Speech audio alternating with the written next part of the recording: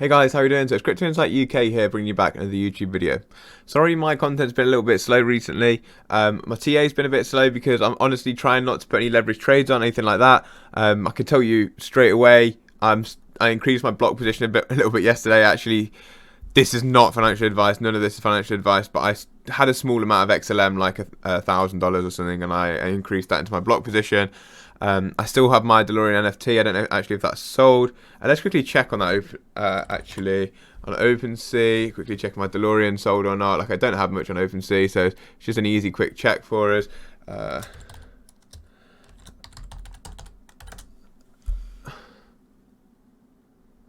See. No, it doesn't look like it has. It looks like it's come down a little bit in value. I think I've got mine listed for 3.35. Yeah, 35 ETH. So $1,500-ish. Don't really look at the dollars. I just normally look at the ETH. I bought it for 0.22, and we're actually waiting for an airdrop for the DeLorean. So this is just what my NFTs are. I've got like not a collection of anything that's of any real value. This is my Foreverlands NFT. This is what I got early access through my DeLorean. So yeah, I don't really know much about that project. I'm just showing you, being transparent with everything that I've got, guys. But yeah, we'll get into the actual video now. Sorry about that, got sidetracked straight away. Just showing you guys where my investments are. I'm obviously at XRP and Block. I think my Block's worth like 3,000 or 4,000 USD right now, 4,000 maybe.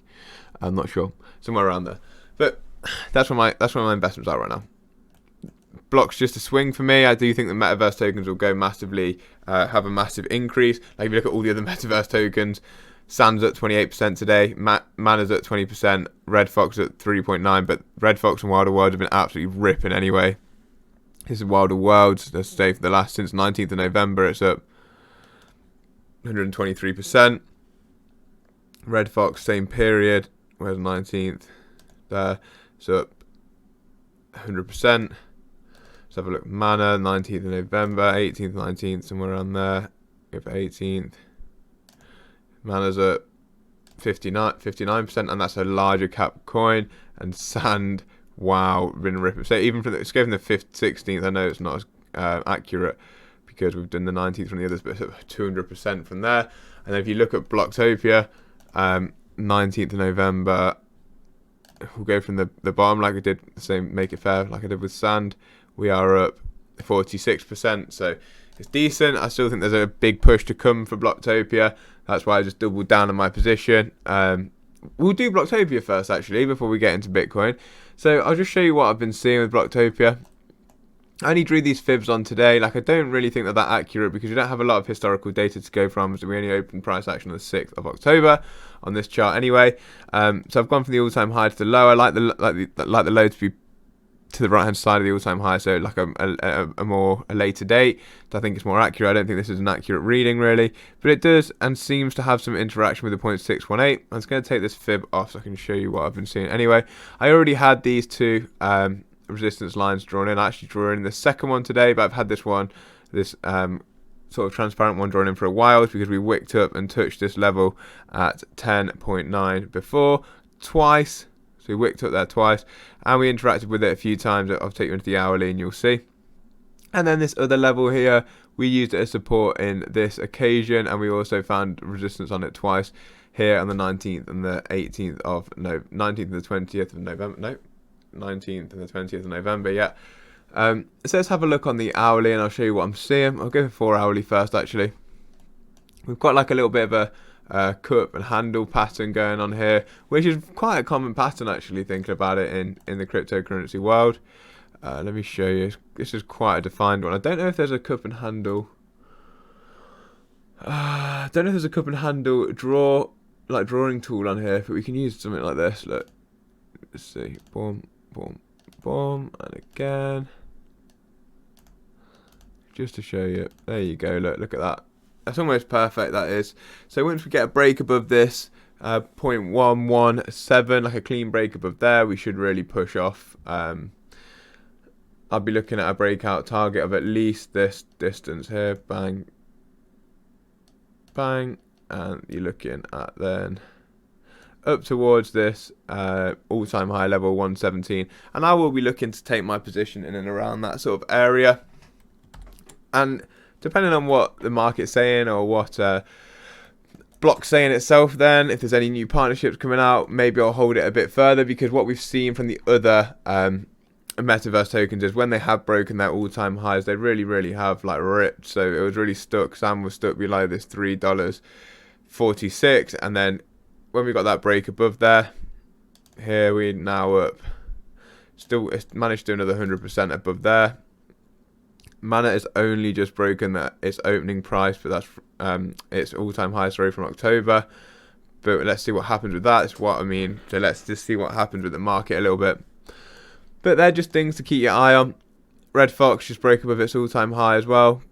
It's still pushing on higher. And Wilder Worlds broke above its all-time high here that it rejected before, and then it did come back down after that rejection, but then we are now pushing on higher. So this is what I'm looking for. Similar thing with Block, is a smaller market cap than most of the others that I've just talked about.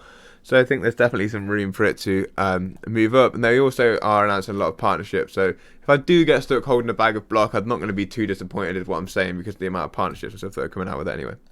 So let's get into Bitcoin. There's not too much to say, guys. We're still waiting and looking for a support level to be held or found.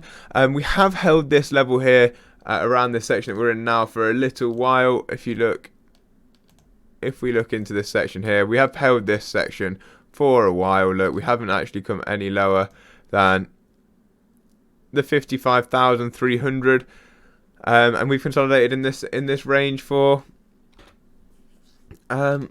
yeah, there's like a day or 2 days, maybe more, 5 days or 6 days we've been stuck in this range, not been able to come any lower than 55,000 and not broken back above this 59,400 level, using that as resistance and really stuck in here as support.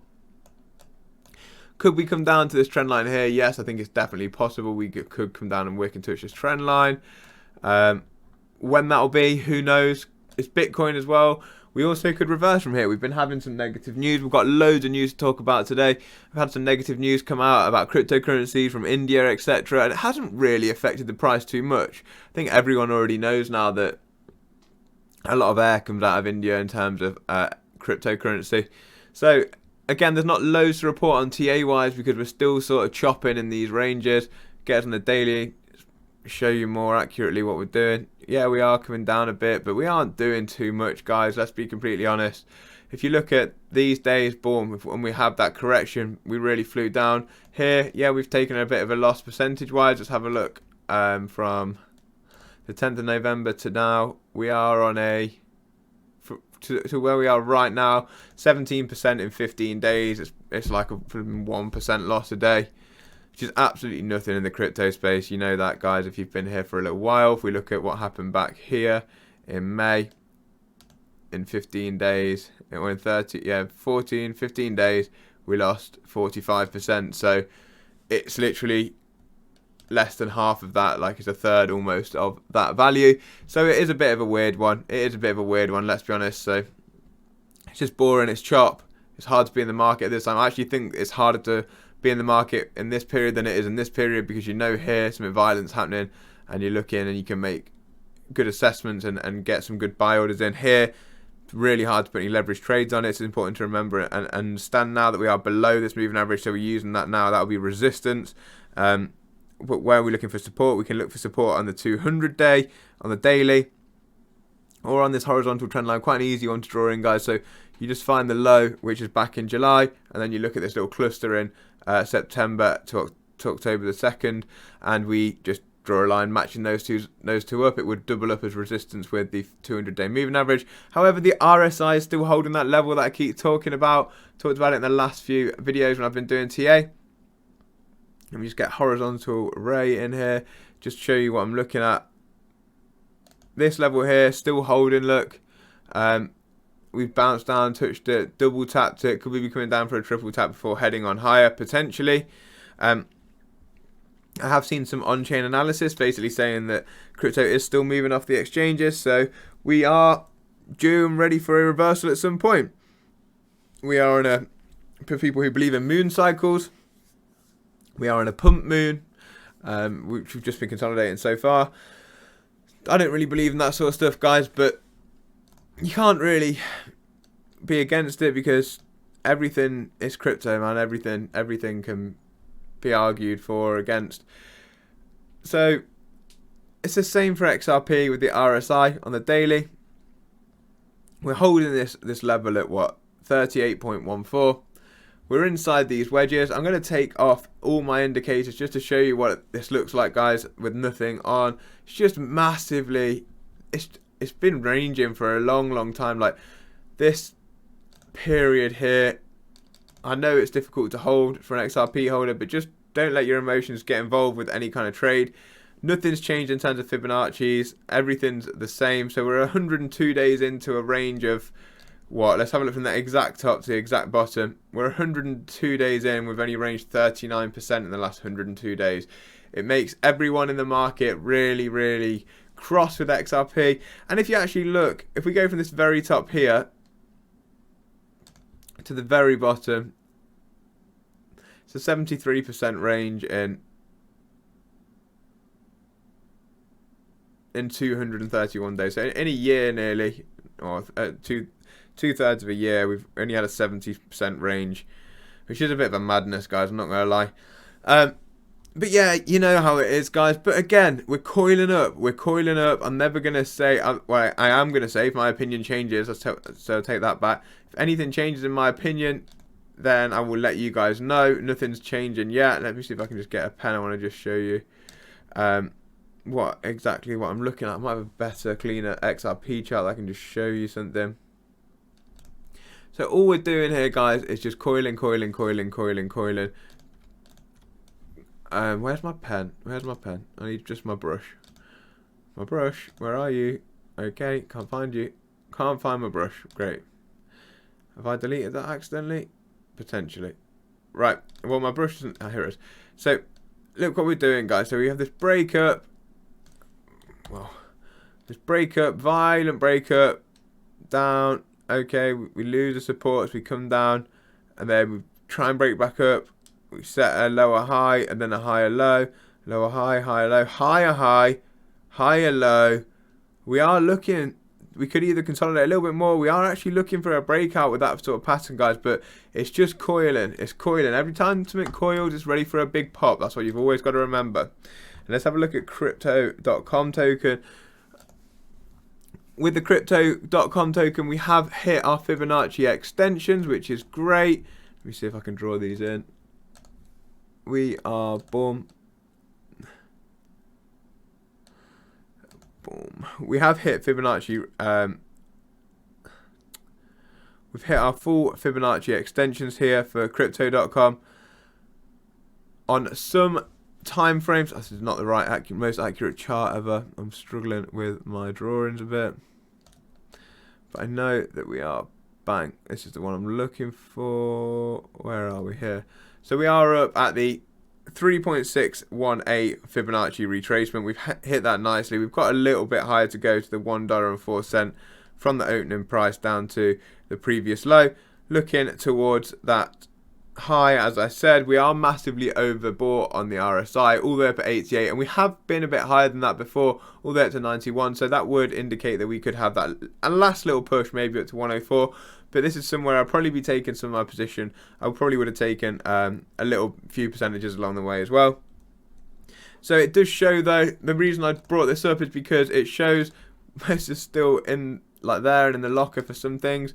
341% in 25 days. Yes, we know Crypto.com have been spending loads on marketing, but alright, I'm going to get off the topic of TA now, because honestly, guys, we are just waiting for that pop. Personally, for XRP, I can go through some TA and some other charts if that's something you want me to do. As I said, keep your eyes on the Metaverse tokens, the ones that haven't moved much. They're where my money's placed at the minute for my short-term trades. I'm swinging block, as I said, and we're going to get into the news now. So there's quite a lot of news to go over. So we've got Brad Gardenhouse, who actually had a bit of a meeting with CNBC, who said that there's good progress with the SEC and he's expecting the outcome to be in 2022. I'm going to try and just zoom through this. We've got Monica Long, who's tweeted incredible potential for Ripple's partnership with Palau. I don't know if I pronounced that right. The world's first government-backed national stablecoin could come to XRPL thanks to its custom token functionality next year. So let's have a look into this tweet. From Ripple, Republic of Palau partners with Ripple to develop digital currency strategy. We're excited to announce a new partnership with the Republic of Palau to explore the country's first national digital currency and its use cases with the XRP ledger. The partnership will initially focus on developing strategies for cross-border payments and a USD-backed digital currency for Palau. I think this is interesting, guys. Interesting.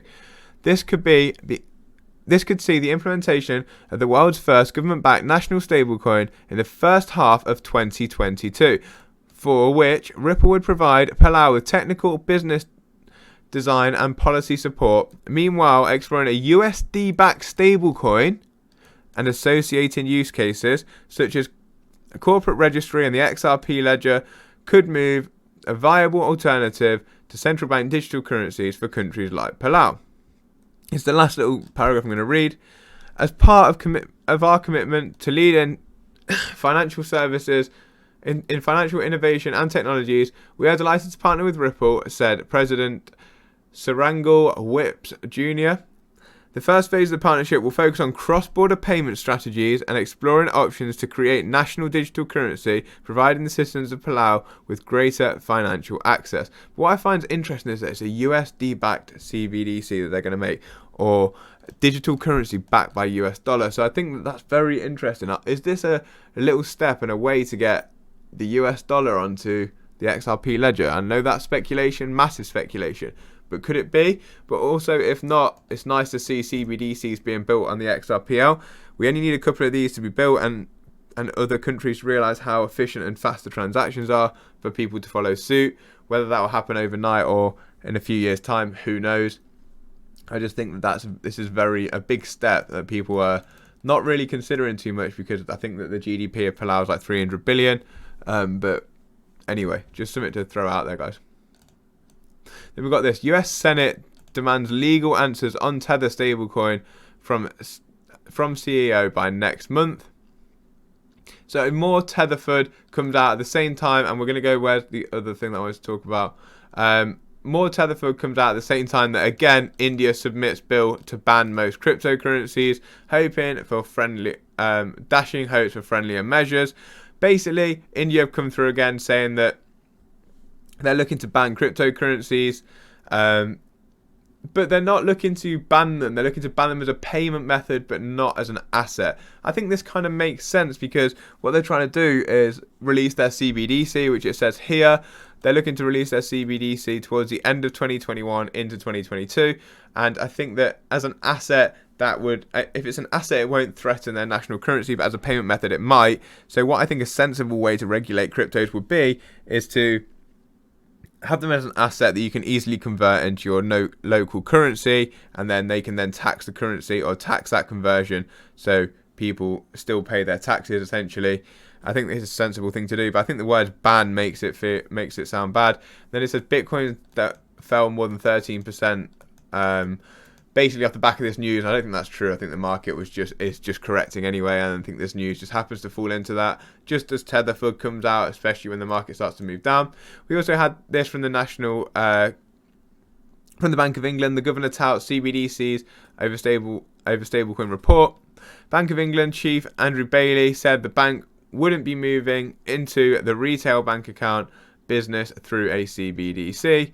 I think that's not really true. The Governor of Bank of England, Andrew Bailey, said that exploring central bank digital currency would be better for financial stability than an asset-backed stablecoin, which the banking said he was sceptical about. I don't know. I've read a report also from the Bank of England saying that they are looking into like stablecoins, and they think that private stablecoins can assist with the banking methodology in the UK. So I do think it's a bit like speaking out of both sides of his mouth, because that was literally written by the Bank of England also. Who knows what's actually going on, guys? It's all smoke and mirrors at the minute. I don't understand really why that is. I feel like they're just trying to fill their bags with crypto, to be completely honest. I don't know who they are, and I'm not a conspiracist. I just feel like something's going on, because every single time we see a few red days, we get stories like this, and we see green days, and it's completely the opposite. So it's almost like they want the market to go up when they want it to go up, and come down when they want it to come down. We've also got this, eToro to delist Cardano. It's also, and Tron as well. It's not in this headline for some reason. By 2022 for US users due to regulatory concerns. The move has surprised some users of ADA. Has not typically been on the regulators' radar as of late. Thing is, what I'll say about Cardano is they did actually conduct an ICO when they launched.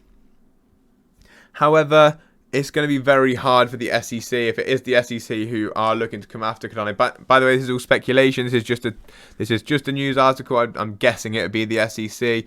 As Cardano are fine. I watched a Charles Hoskinson interview about this, who's the CEO of Cardano, and he was talking about how in Japan they had to do 4 years of regulatory framework and tick so many boxes to get listed there, and they've been listed there as well as many other places. But he's not actually in charge of that. The Cardano Foundation is. But anyway, back to this story. I'm sorry. They did do an ICO, but many of the ICO customers, so an ICO is an initial coin offering where they basically sell their token before the network's built in order to raise capital to then build the network. Something that Ripple didn't actually do. We can get into that another time. Most of their customers for this ICO were outside of the US, so had the US or the SEC go after customers that are outside of their jurisdiction. Bit of a strange one if they do. The US SEC have openly come out and said that every crypto did an ICO they see as an unregistered security. Then finally, the last little bit, or last few things I want to talk to you about today, something to keep your eye on is DAO Maker. I've started to look into it a little bit recently. To be honest with you, completely transparent, I haven't ever purchased anything in DAO Maker. I do find this a bit complicated. I'm not quite there yet with this sort of information. I don't often go and buy into pre-funds, into like ICOs or like launch pads, anything like that. I know there's big returns being made there, but I don't normally take that sort of risk. If you're going to be risking anything like this on your portfolio, then make sure it's only with a tiny percentage. So, but definitely check out DAO Maker. There's a lot of noise and hype about them at the minute, and they will help you find some good pre-sale tokens.